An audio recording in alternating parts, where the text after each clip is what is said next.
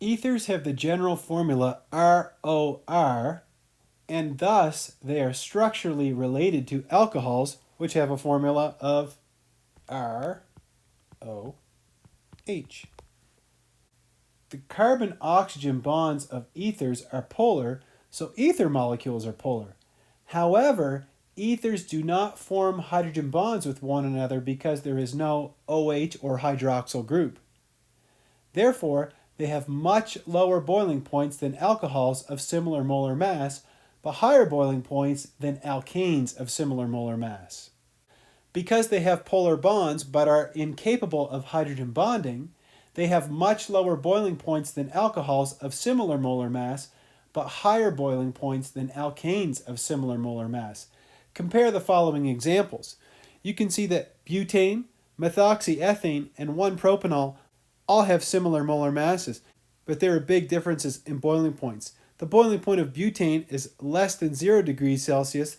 The boiling point of 1-propanol is almost 100 degrees Celsius, and the boiling point of the ether, methoxyethane, is in the middle, around 8 degrees Celsius. Again, it's lower than that of 1-propanol because although it does have polar bonds, the carbon-oxygen bonds are polar, it is incapable of hydrogen bonding. And of course, the boiling point of the ether is higher than that of butane, the alkane, because alkanes are nonpolar and only experience London dispersion forces. In the common system of nomenclature, ethers are named by placing the names of the two alkyl groups attached to the ether oxygen as prefixes in front of the word ether. The names of the two groups can be placed either alphabetically or by size, going from smaller to larger, as seen in these examples down here. So we have dimethyl ether in the first one because we have two methyl groups. You can also call that methyl ether. It's just a shorter way of naming it. The next one, ethyl methyl ether.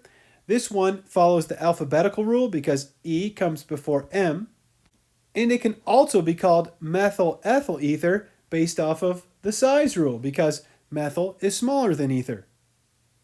In this last example, ethyl isopropyl ether, you can see that it follows both the alphabetical order rule and the size rule. The common system of nomenclature for ethers is only really used for small ethers. In the IUPAC system of naming ethers, one alkyl group of the molecule is named as a hydrocarbon chain, and the simpler alkyl group is named as what's called an alkoxy group bonded to that chain. The alkoxy group has the structure OR. This is analogous to the name hydroxy for an OH group. So if you have an ethyl and then an oxygen, it's called an ethoxy. If you had a methyl and an oxygen, this would be called a methoxy. If you had an isopropyl, I'll just draw it down here for example. So here's an isopropyl group. And then an oxygen, it's got kind of a cool name. You'd call that an isopropoxy. And so when we look at this example shown down here, you see 1-methoxypentane. Where does that name come from? Well, you see the longest carbon chain was named like a hydrocarbon, and it has 5 carbons, so that would be pentane. Then we treat the smaller alkyl group like an alkoxy group. So it's a methoxy, and it's on carbon number 1, and so the molecule becomes 1-methoxypentane. Chemically, ethers are moderately inert. That means they're quite unreactive.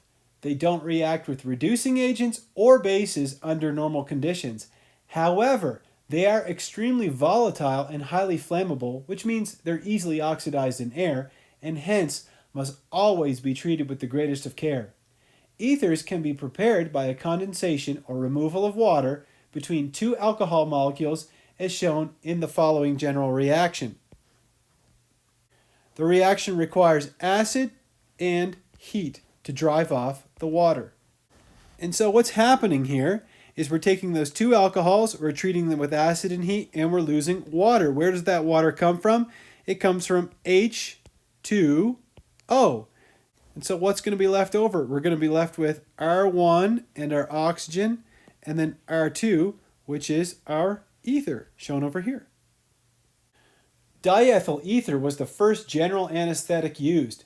The dentist, Dr. William Morton, is credited with its introduction in the 1800s.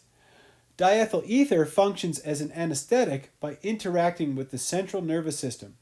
It appears that diethyl ether and many other general anesthetics function by accumulating in the lipid material of the nerve cells, thereby interfering with nerve impulse transmission.